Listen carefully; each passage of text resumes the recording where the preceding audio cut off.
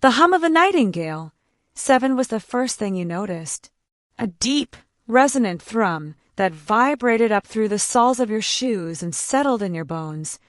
A constant reminder that you were not on a planet, but a guest in the belly of a massive interstellar hospital ship. The second thing you noticed was the stillness.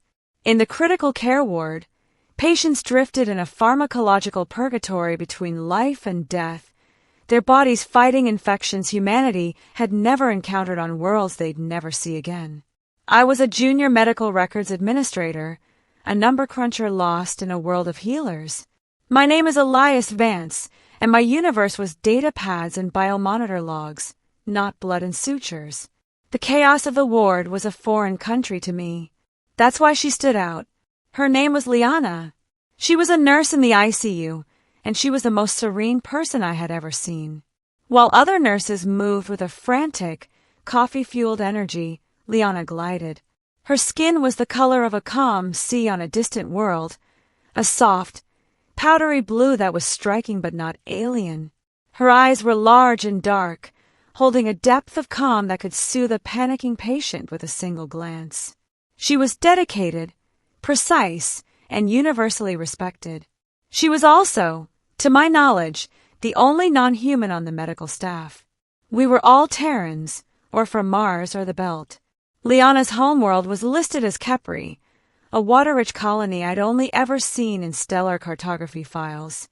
My job was tedious: audit the biomonitor logs from the ICU for the last 72 hours.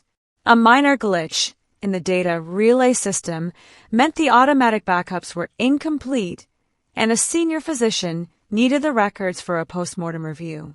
It was a night shift, the ship's artificial lighting dimmed to mimic a terrestrial twilight. The ward was quiet, the only sound the softest of respirators and the rhythmic beeping of heart monitors.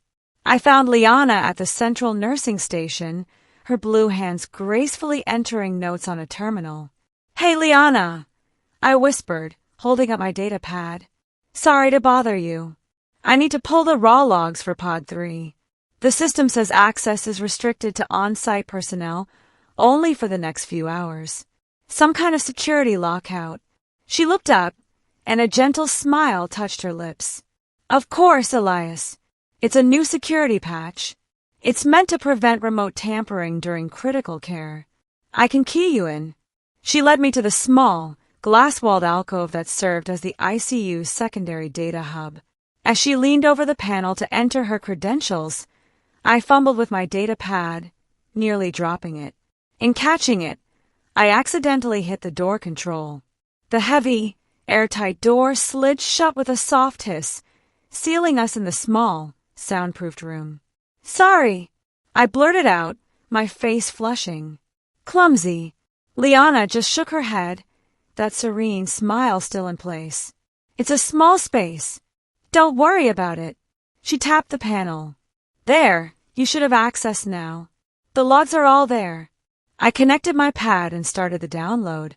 The silence in the room was profound, a stark contrast to the muted noise of the ward we could now only see through the thick glass.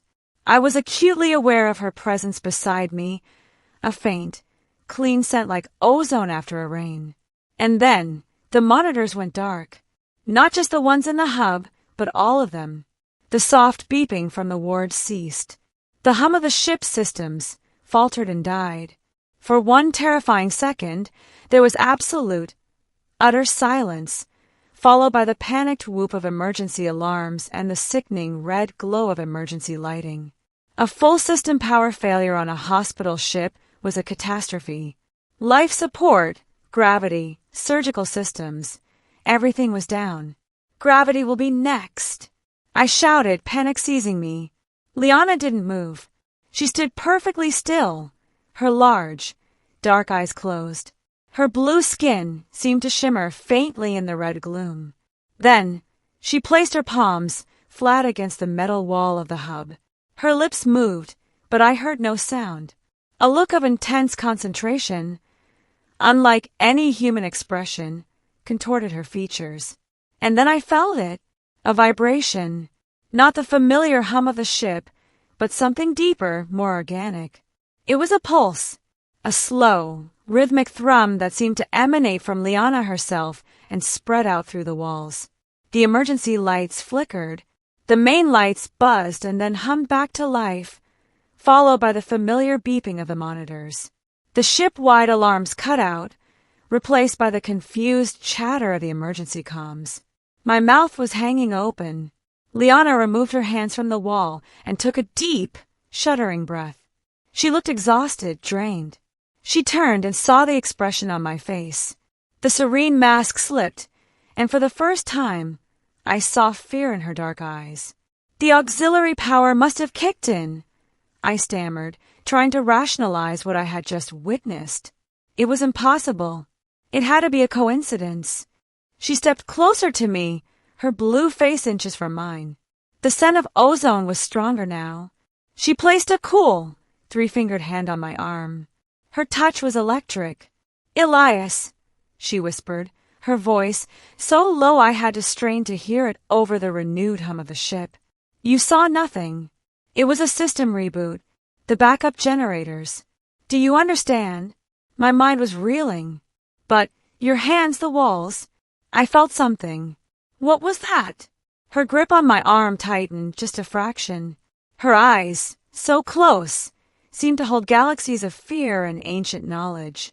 "Please," she breathed, the word a plea wrapped in steel. "Don't tell anyone." She held my gaze for a long moment, ensuring her command had penetrated my shock. Then she was gone, the door sliding open to let her back into the chaos of the ward, where she immediately began calmly triaging patients and checking vitals as if nothing had happened. For days, I was a ghost. I went through the motions of my job, but my mind was trapped in that small room.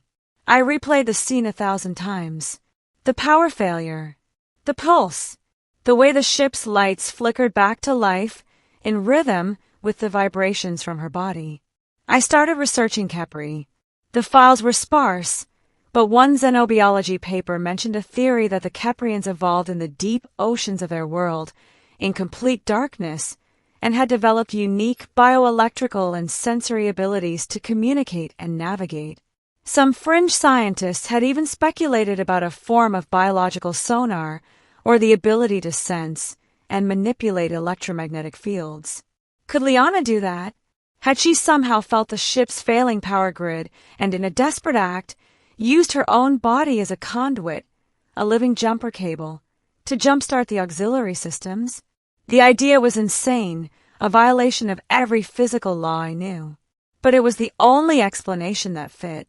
I started watching her, not as a crush, but as a student of a mystery. I noticed the small things I'd missed before.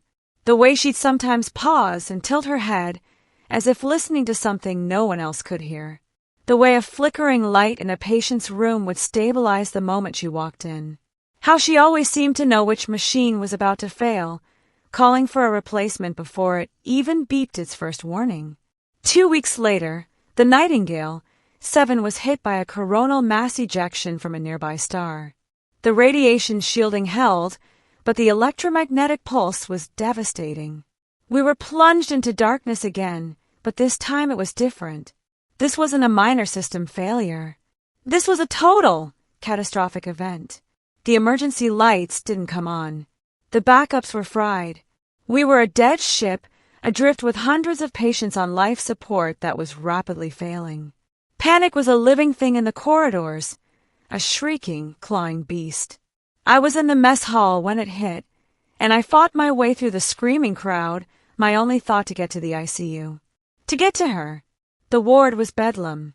Portable battery packs were being hooked up to the most critical patients, but they wouldn't last long.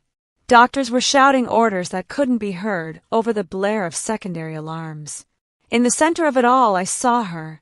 Liana. She wasn't panicking.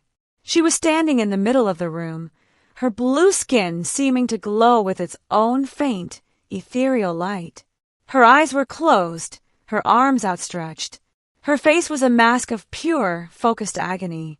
And as I watched, the emergency lights flickered. Not strongly, just a brief, weak pulse. Then another. The flickers were coming from her. They were synchronized with her heartbeat. The lead physician, a gruff woman named Dr. Cato, saw it too. She froze, staring at Liana. The flickers became stronger, a strobe-like pulse of light that filled the ward. The primary monitors began to chirp, one by one, as a trickle of power returned. It wasn't the ship's power. It was coming from her. She was sacrificing herself. She was pouring her own bioelectrical life force into the ship's grid, trying to give the generators enough of a jump to restart. Her skin began to pale, the vibrant blue fading to a sickly gray. Her body trembled violently. The pulse from her body became erratic. The lights surged one last time, a brilliant, blinding flash that illuminated the terror and awe on every face in the room. For a moment, the ship's main lights hummed and glowed. The generators had caught. We had power. Then Liana's body went rigid. The light emanating from her died, and she crumpled to the floor like a discarded doll. The silence that followed was heavier than any sound. Dr. Cato rushed to her side, barking orders for a medical kit, even as she stared at the blue-skinned woman with a look of dawning, impossible comprehension. I pushed through the crowd and knelt beside them. Liana's eyes fluttered open. They were dim, their usual depth gone, replaced by a shallow, milky hue. Her gaze found mine.